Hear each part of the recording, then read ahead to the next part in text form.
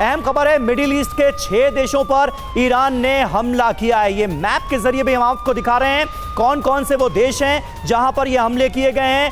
आज कुल 27 अमेरिकी ठिकानों पर दरअसल ईरान ने हमला किया है, उसे निशाना बनाया है।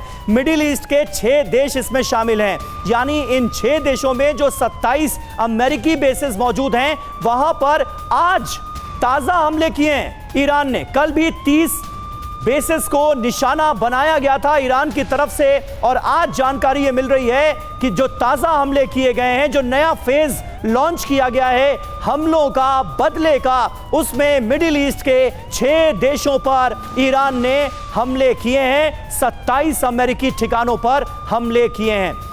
दत्ता जी, ये तो बहुत अच्छे से पता था अमेरिका को कि उसके बेसिस को निशाना बनाया जाएगा मिडिल ईस्ट में, तो तैयारियां तो पुख्ता तौर पर कर ली गई होंगी। उसके बावजूद भी जगह जगह हमें नुकसान होता हुआ तो नजर आ रहा है, कैसे देखते हैं इसे?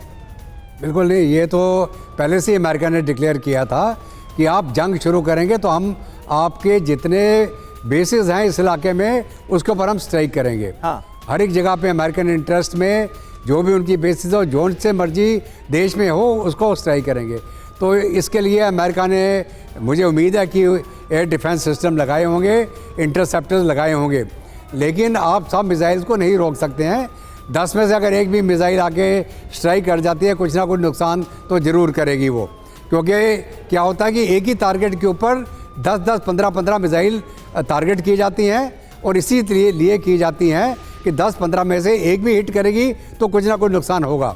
तो इसी चीज़ को लेके जो ईरान है वो लगातार अमेरिकन बेसिस को टारगेट कर रहा है। इन्होंने इनका जो नेवल बेस पे किया, इनके लोग जो मिलिट्री बेसिस है उन पे किया, जिन जिन होटलों में इनके रहने का अंदेशा था उसको भी इन्होंने टारगेट किया है।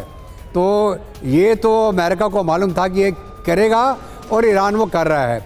इसके साथ साथ में जो मेन टारगेट है उसका इजराइल, उसके ऊपर भी वो लगातार स्ट्राइक करता चला जाएगा। और ये देखने की बात है कि कितना बड़ा स्ट्राइक वो खुद करता है कि क्या अपने किसी प्रॉक्सी के माध्यम से भी शुरू कराता है।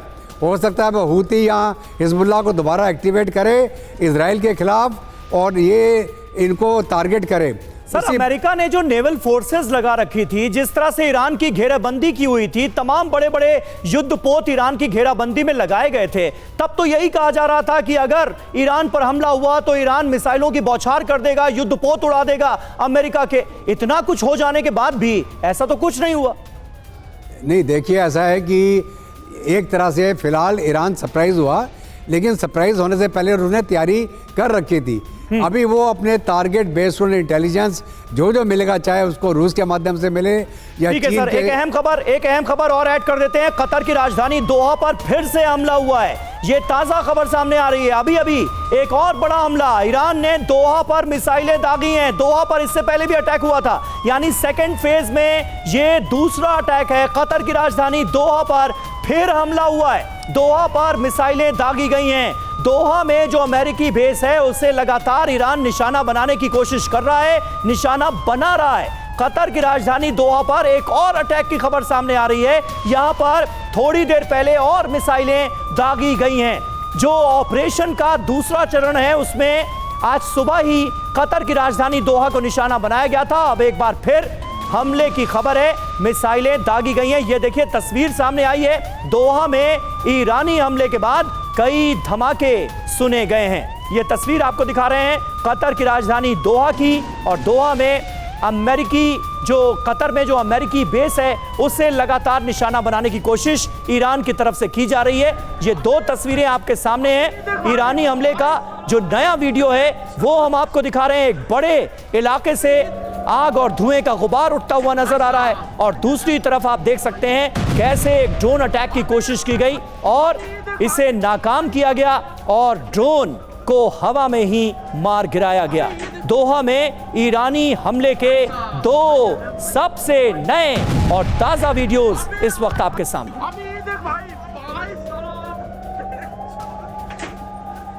और मनीष झा हमारे सहयोगी इस वक्त हमारे साथ मौजूद हैं।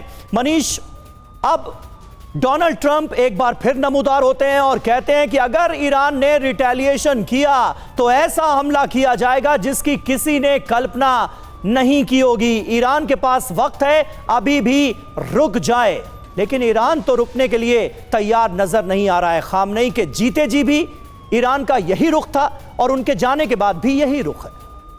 देखिए, सबसे बड़ी बात यह है कि आज की तारीख में भी IRGC में जो लोग हैं, इसके बावजूद कि IRGC के टॉप कमांडर मारे गए, लेकिन ईरान के पास एक अनुभव है हर 6 महीने साल भर में उन अपने टॉप कमांडर को खोने के बाद भी वापस रिवाइव करने का, और इसीलिए IRGC की तरफ से आप इस तरह के रिएक्शन देख रहे हैं। लेकिन IRGC या फिर ईरान की पूरी ताकत किस हद तक नुकसान पहुंचा पाएगी, क्योंकि अमेरिका ने जिस हिसाब से घेराबंदी की है, अमेरिका की प्रायोरिटी थी ईरान के सुप्रीम लीडर और टॉप लीडरशिप का खात्मा। बहुत हद तक वो उसमें कामयाब हो चुके हैं, और ऐसी स्थिति में जो बचे कुचे दड़े हैं वो ईरान को अस्थिर करते रहेंगे।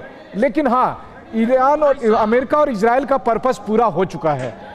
अब बची बात लोगों को सत्ता दिलाने की, वो कितनी सत्ता अभी मिल पाती है, या फिर अगर मैं कहूं कि सत्ता मिलने की जगह पर अगर इराक की तरह या फिर सीरिया की तरह या अफगानिस्तान की तरह सूरत हाल बने रहते हैं। लेकिन इन सब के बावजूद एक बात जो नहीं बदलने वाली है वो ये कि अब ईरान वापस वैसा नहीं हो पाएगा जैसा कल रात तक था।